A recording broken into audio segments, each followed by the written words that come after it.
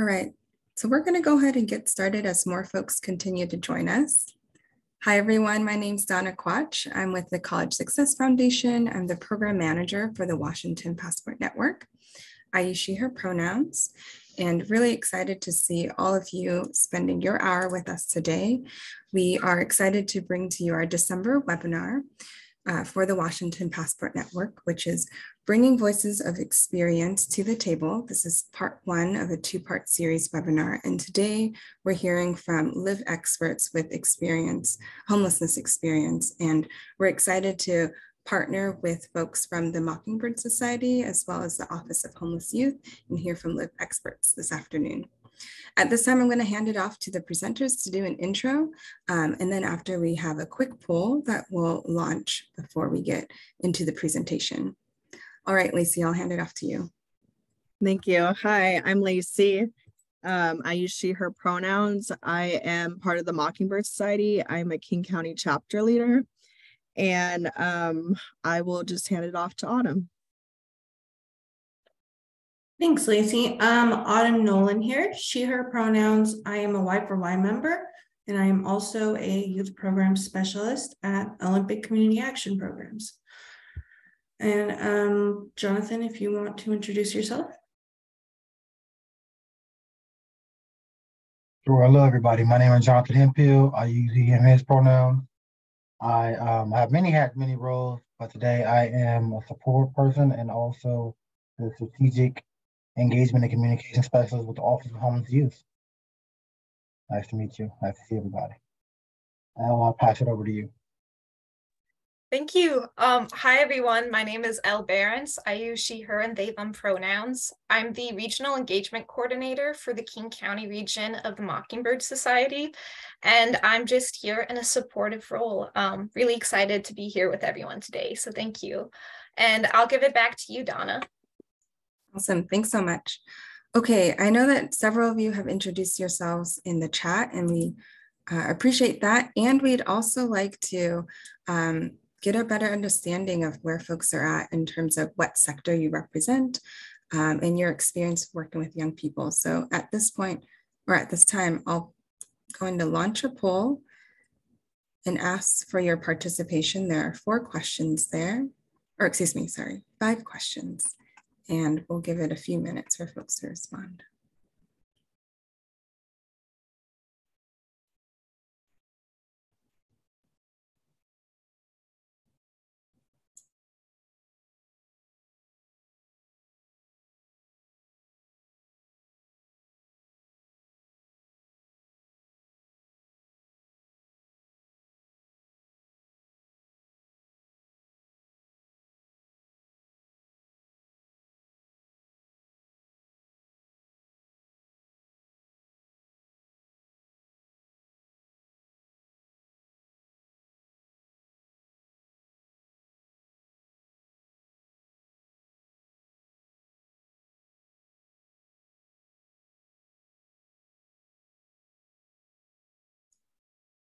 Wonderful. I see 65% of folks have participated, so I'm going to give it maybe like 30 more seconds.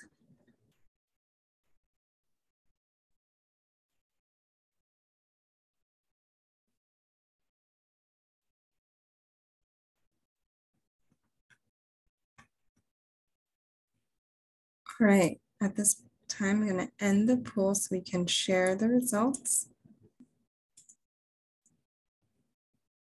Great.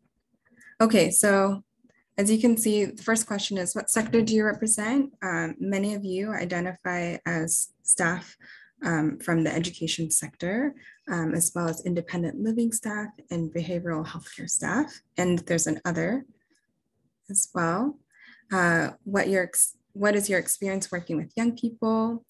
Many of you have said providing general services, working alongside a young people in workspace, and then a big percentage of you have said education. And there's some as well with co-design, which is really great.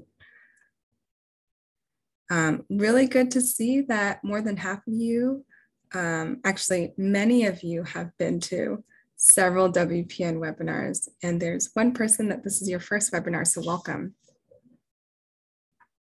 And the last two questions, scaling how familiar you are with the Y for Y or Youth for Youth board with the Office of Homeless Youth.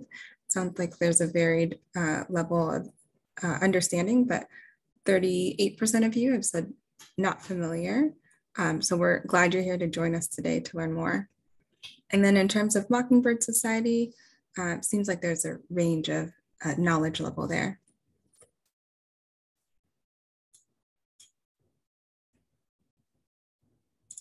Great. Okay, so I'm going to hand it off to Lacey and Elle to kick us off with doing an overview about Mockingbird Society and sharing a bit more about their initiatives right now. Thank you so much. Can everyone see my screen before we get started? Yes. Perfect. Lacey, whenever you're ready. Okay. Hi guys, I'm Lacey Morgan. Again, I use she, her pronouns. I'm on the land of the Cayuse, Umatilla, and Walla Walla land. I've been a part of the Mockingbird Society for about 7 months now. I'm a mom to my 3-year-old daughter, also currently pregnant, and also work as a fellow with Treehouse. I have lived experience of being an unaccompanied homeless youth for about 4 years. Again, thank you for coming today. I'll be sharing about the work we do at the Mockingbird Society.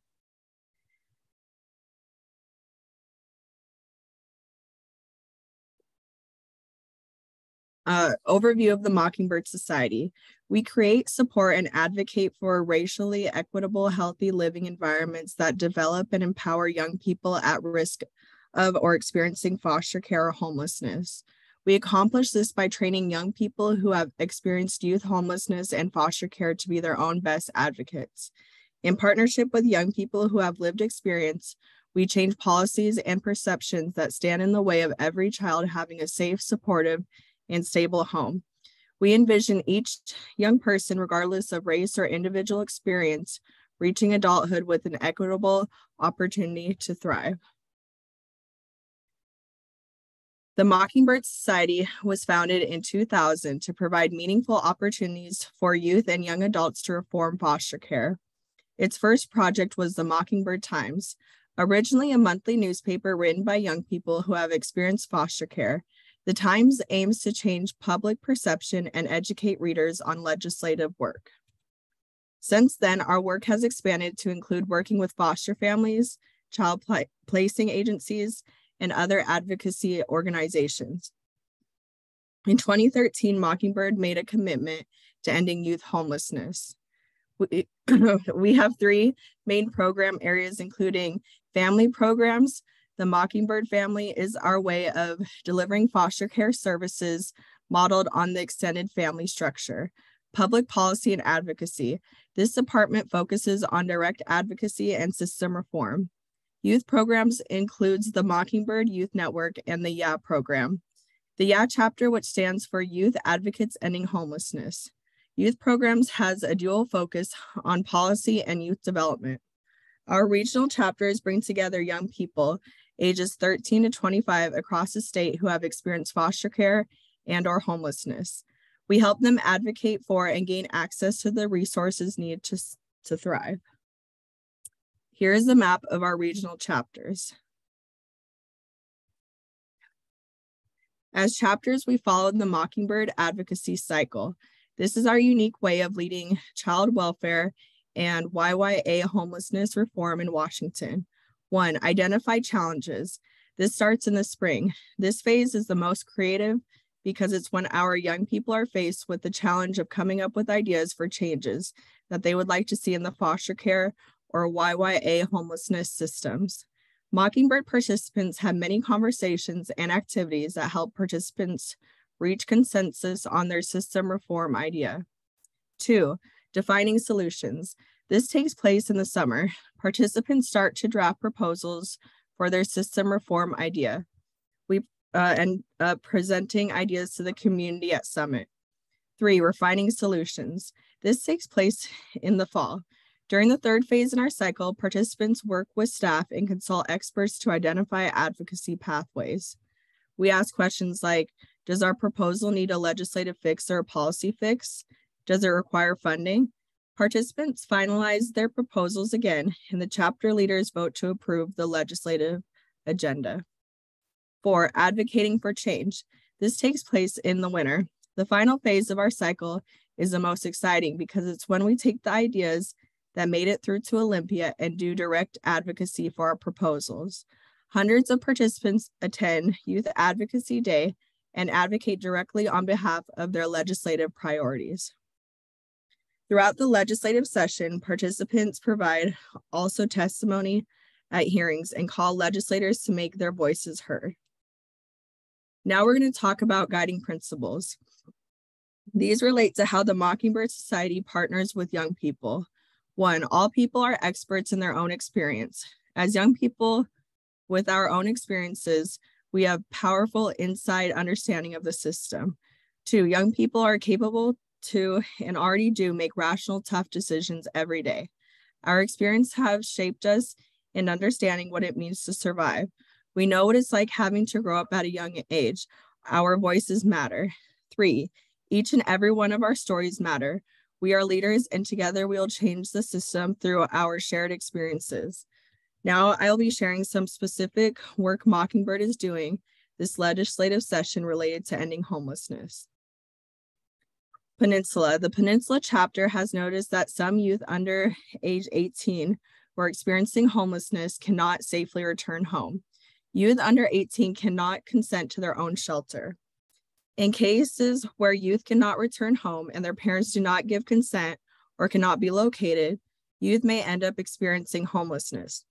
The Peninsula chapter is proposing a pathway for youth to be able to self-consent to shelter or private housing, such as with family friend, when they cannot safely return home and while they are pursuing legal pathways such as dependency or guardianship.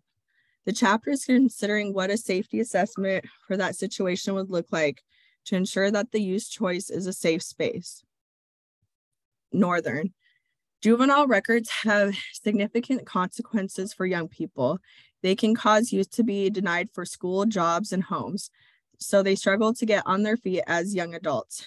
Despite the existence of automatic sealing for some juvenile records, a number of offenses are not eligible for automatic sealing, or sealing is dependent on full restitution. Many young adults aren't aware of the process and don't have someone who can help them through it. Prior to sealing, the records are open and accessible online, making it very difficult to actually pull back records. The Northern chapter is proposing a multi-part solution, making juvenile records confidential to begin creating a system of accountability to find state agencies which fail to safeguard confidential or sealed juvenile records. Records are a large barrier in receiving housing, support, and employment opportunities. Almost 44% of homeless YYA in a national survey had been in a juvenile detention center, jail, or prison. 40% of youth exiting JRA facilities have foster care history. Black youth are nearly 3 times more likely than white youth to be arrested, 4 times as likely to be referred for prosecution, and are less likely to be offered diversion community service. Native and Latino youth also face over-policing and harsh punishments. King. The Seattle and YA chapters are proposing an expansion of extended foster care. Extended foster care exists to help young people who are dependent of the state when they turn 18. However, many young people in foster care are not receiving the support they need while in EFC, with some recipients still expanding homelessness, food insecurity, and other financial struggles. Different studies show that around a quarter of youth exiting foster care are homeless within a year. We are working to expand eligibility and increase payments to support young people exiting foster care. Eastern. The Eastern chapter is proposing that student to adulthood readiness training, or START, be a required course for high school graduation.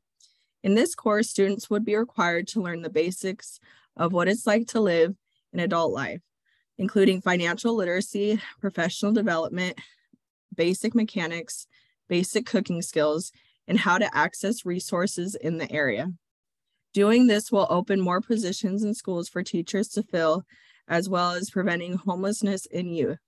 By making this a high school requirement for all youth, everyone is given a chance at a successful adulthood. Thank you for listening to our current major projects. There are several ways you can support the Mockingbird Society, even if you can't formally support the legislation. Mockingbird is preparing for Youth Advocacy Day on February 3rd, which is the big day our advocates travel to Olympia to lobby for these bills. If you'd like to come have young people who are interested in this work or other community partners, please share the word. If you are really knowledgeable on any of these topics or want to become more heavily involved, we are looking for group leads for Youth Advocacy Day. You can go to our website and sign up for our newsletters to stay up to date with the most current events. You can also reach out to either Sierra's email on the screen or Elle, the engagement coordinator, on the phone with us with questions. Are there any questions? Thank you so much for that, Lacey. Let me stop my screen share and I can help you look if there's any questions that are in the Q&A or the chat. I don't see any right now. I can give it another minute, but Lacey, thank you again. You did an amazing job. And if there are no questions specifically for the Mockingbird Society, I'd love to hand it off to Autumn and Jonathan to tell us about the amazing things that Y4Y is doing. So let me stop my share for you. Awesome. Thank you very you. much. I will share my screen now. Awesome. Great job, Lacey. Did amazing. Let me know if you guys can see it. Nope.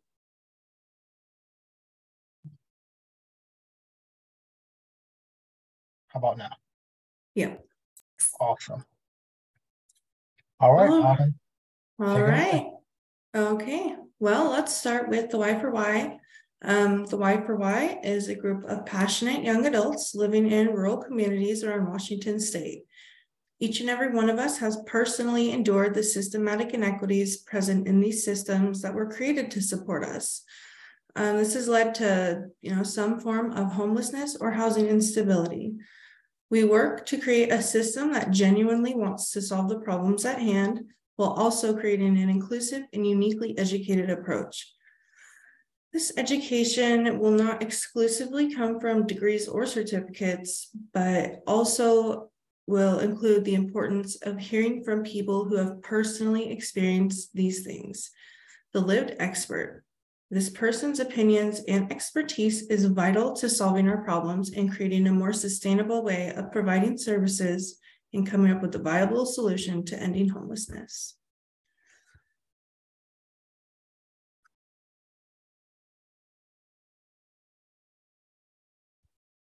All right.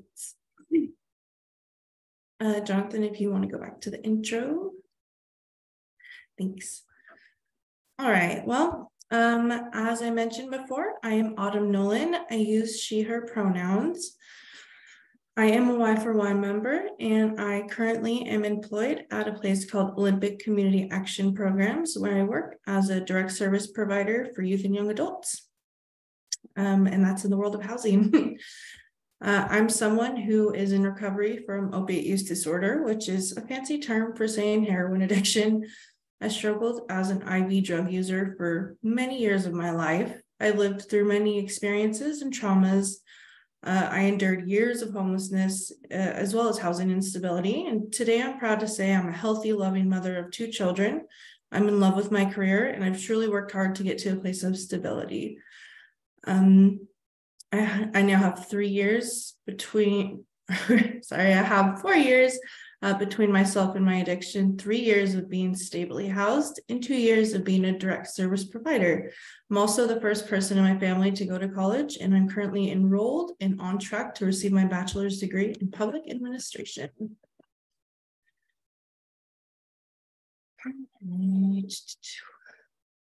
The Youth for Youth Board members have lived experience and expertise, a passion for finding solutions and advocating for solution-based interventions. Y4Y members are compensated with stipends through the Department of Commerce.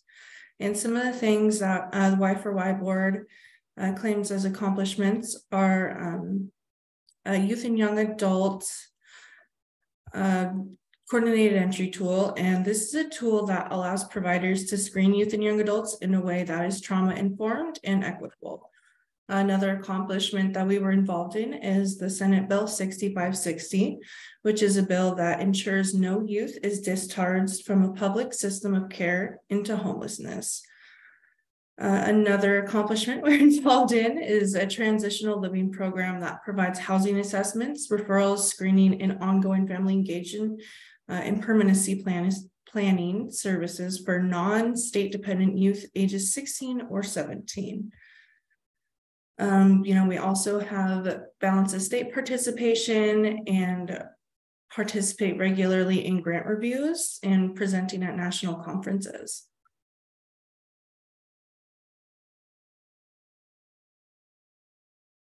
The Y4Y board, we are all over the state. Some of the communities that we currently, or counties that we currently come from, we represent Whatcom County, Skagit, Island, Jefferson. Sorry, one sec. Oh, my Zoom disappeared. Sorry about that, guys. Technical difficulty. Jefferson County, Grays Harbor, Mason County, Klickitat, Thurston, Kittitas, Okanagan, Ponderay, Whitman, and Columbia counties. So we're all over the state.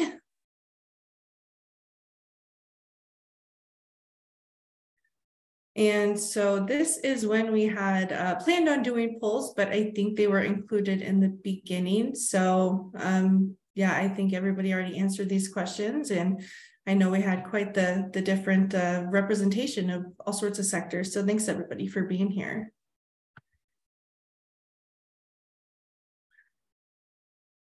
Last year, the youth and young adults in the Y4Y went over RFPs for RFPs that included the Independent Youth Housing Program, Systems of Care, Ancillary Therapeutic Services, and Homeless Student Stability Program, which allotted a total amount of $6,711,862 of funding across the entire state.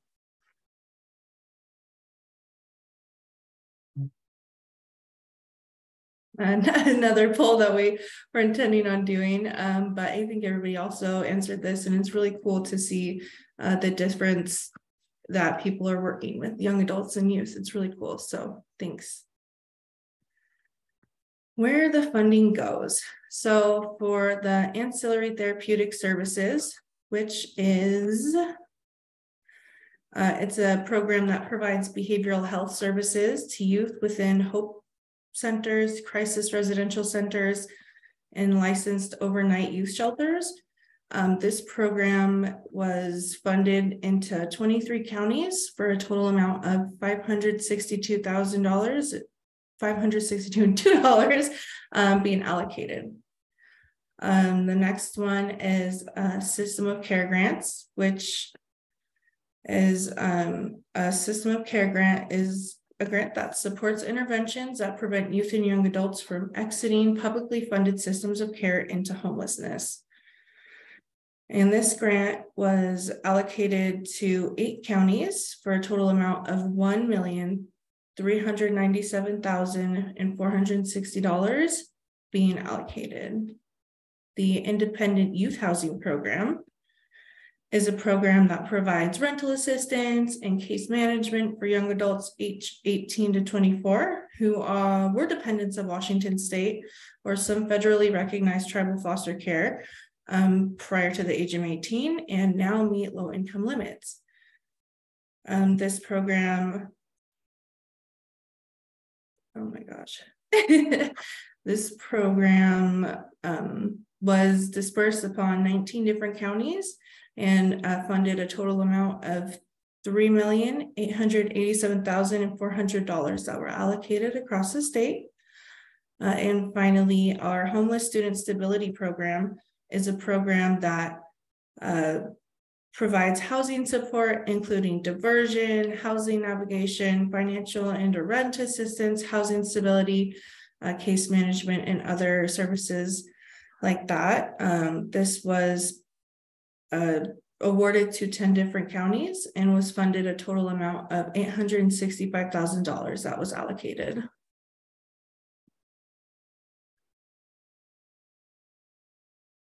And yeah, at this time, I am super curious to hear if anybody has any questions or anything like that.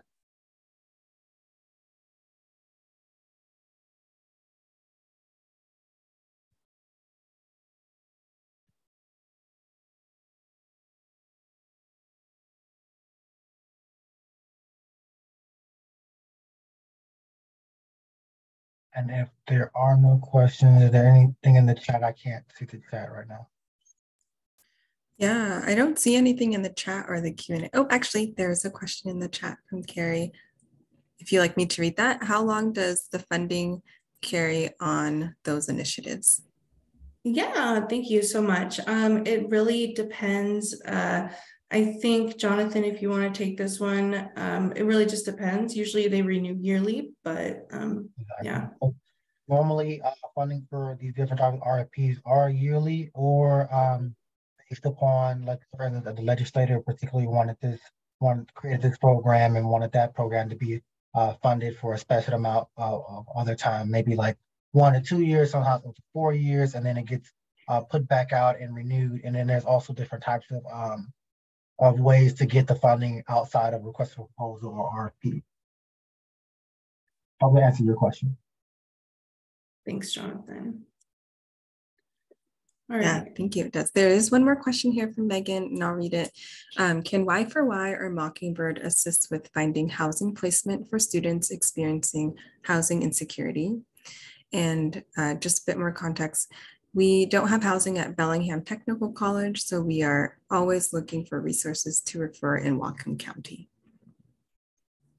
I think most of what the Y4Y does, although most of us involved do work in a specific organization, I think that would be something that people would need to look into depending on where they live, because there's different organizations that receive the funding to do that work. But yes, I mean, there's definitely programs that will assist and help finding placement for students and anybody experiencing housing instability between those ages. So yes, I would definitely just look to what resources are available in your community. Speaking to that a little bit more, the Office of Homeless Youth, if you go to our website, it may not be on there fully now, but there's going to be, we're going to be adding a map of services across the state and in communities. And so to help folks with that. And if you feel so inclined, you can also leave your contact information, and I can try to plug you into folks that might be able to get you resources in your area as well. And also one more thing before I forget, Jonathan, and correct me if I'm wrong, I believe Whatcom is going to be one of the communities that's going to be involved in future YHDP funding and things like that from here on out. So there should hopefully be a pretty rapid expansion of available services for youth and young adults coming soon to your area. We're hoping to see that happen all over the state, but there's quite a few counties that are going to be new additions across the state. And I can jump in really quick as for Mockingbird's capacity. We're an advocacy organization strictly, so we don't do any of the placements or case management directly, but we do have partners in every single region. So I see your email in the chat. If it would be helpful for you, I can connect you with the engagement coordinator we have for Whatcom County, and then to see what partnerships and resources we're aware of, just to also send that to you. Yeah, that would be great. And Jonathan, I'll make sure that I pass on Megan's information to you.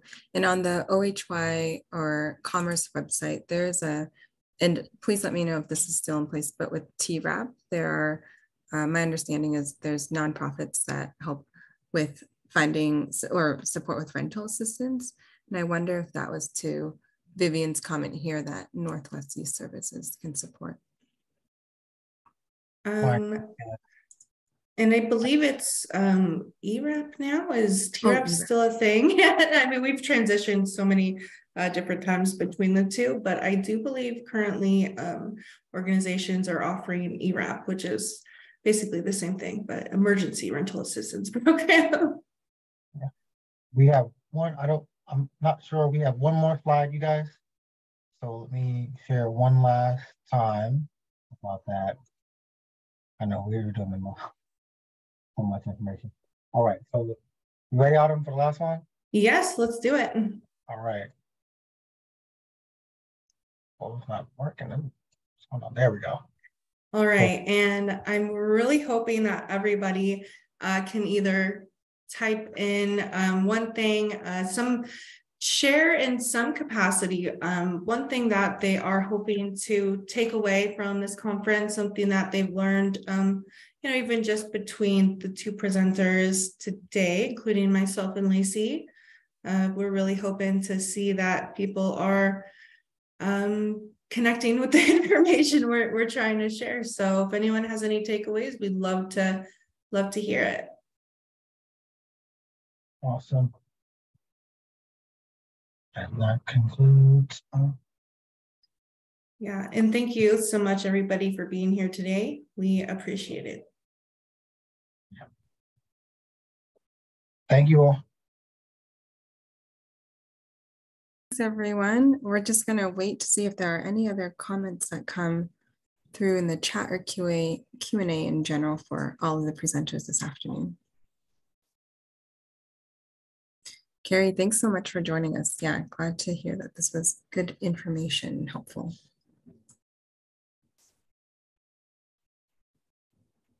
Vivian, thanks for joining as well. Thank you, Sumi. All right, I don't see any other questions in the chat or Q&A. So I think that concludes our webinar. Thank you all to the Washington Passport Network for joining us. Thank you, Lacey, Al, Autumn, and Jonathan for your time, your expertise, for sharing your experiences with us and your knowledge. Really good to hear all of the wonderful advocacy and projects and work that both of your organizations are doing. And we look forward to Youth Advocacy Day in February. Is that February 3rd, I think? And this webinar is recorded. So if folks want to share this out with your network, it'll be available on the WPN YouTube channel later this week. Thank you all. Take good care. We also have a post-webinar survey that Emily will be dropping in the chat shortly, and invite you all to give us feedback on this webinar, and then also let us know what else you'd like to see for future WPN webinars. Oh, there's a question here. Yep, February 3rd for Youth Advocacy Day. All right, folks, take good care. We'll see you next month on January 18th for our Part 2 webinar.